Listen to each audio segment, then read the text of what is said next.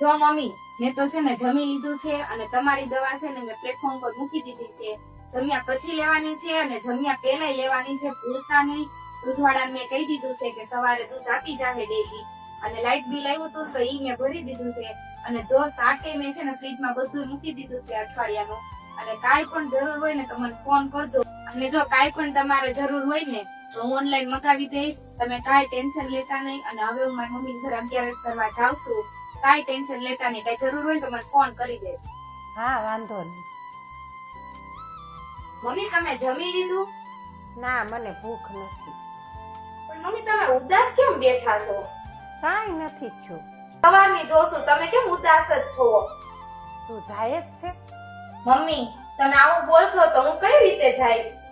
તું તો તારી આ મમ્મીને છોડીને તારા મમ્મીની ઘરે પિયર જાશો જ ને.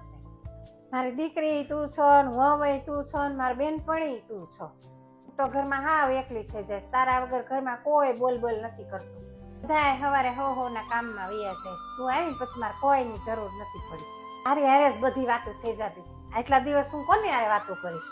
આ તો તારા મમ્મીનો ફોન આવ્યો તો 11 કરવાનો, એટલે બાકી તો હું તને મોકલે જ નહીં. તારા વગર આ મમ્મી શું કરે? ભગવાન તારા જેવી વહુ બધાને આપે. મમ્મી, આવી તમારા જેવી સાસુ કોઈને ભાગ્યે જ મળે કે વહુને દીકરીની જેમ રાખે. અને જો મમ્મી આવી સાસુ હોય ને તો વહુને જલ્દી પિયર જવાનું મન જ ન થાય. બધાના ઘરમાં તારા જેવી વહુ હોવી જોઈએ ને. જા હવે જલ્દી જા ને જલ્દી પાછી આવશે. અને જો આવી સાસુ મળે ને તો ઘર સ્વર્ગ બની જાય.